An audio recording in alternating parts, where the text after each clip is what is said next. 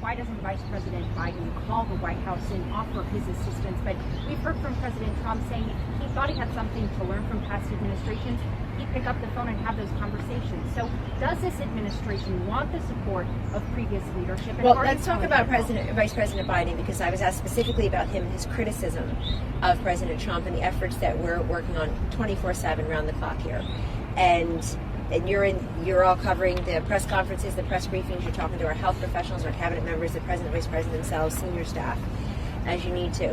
So I find it to be petty and a tinge of partisanship and completely unhelpful to the American population to have a former vice president who was here for 8 years in his bunker in Wilmington just lobbing criticisms, reading from prepared notes, and not that well.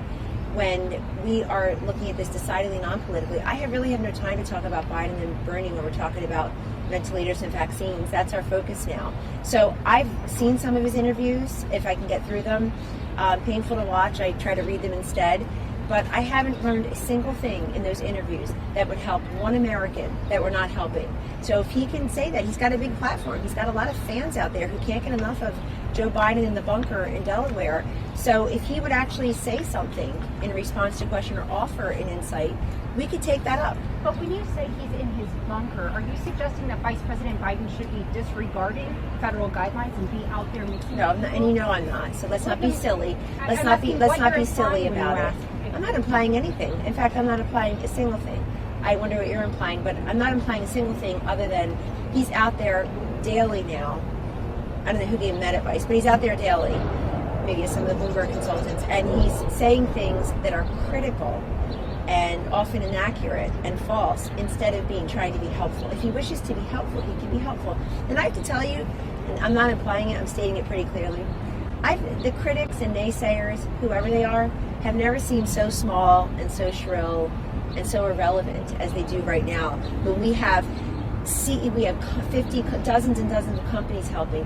We have Democratic female leaders on these governors' calls thanking the president, vice president, and saying we've had great collaboration and coordination with your task force, with FEMA, and with the government. And here's the specific ask that we need now. Could you help us? We've had person after person coming forward. We've had bipartisan, bicameral legislation come to the president's desk several times now that he has signed immediately to give relief to individuals and industries that are in specific distress, which is most of America, not all of America. And so I think that critics have never seemed so irrelevant and so small. And if you're a former vice president and you have some type of visibility, you have a great idea, let's hear it. Don't save it for the debates in September and October if he makes it there, if he's the nominee. As I say, he's the front runner. But I really have no time for Bernie and Biden when we're talking about ventilators and vaccines here. So I'm not implying anything. He can stay in the bunker all he wants. He can cough into, sneeze into his hand all he wants. He can read from prepared notes all he wants. I'm yet to hear a single idea from Vice President Biden that would be helpful to the American people or that is different from what we're doing. If he's got one, he can call me the switchboard or put him right through. Kellyanne, a couple questions.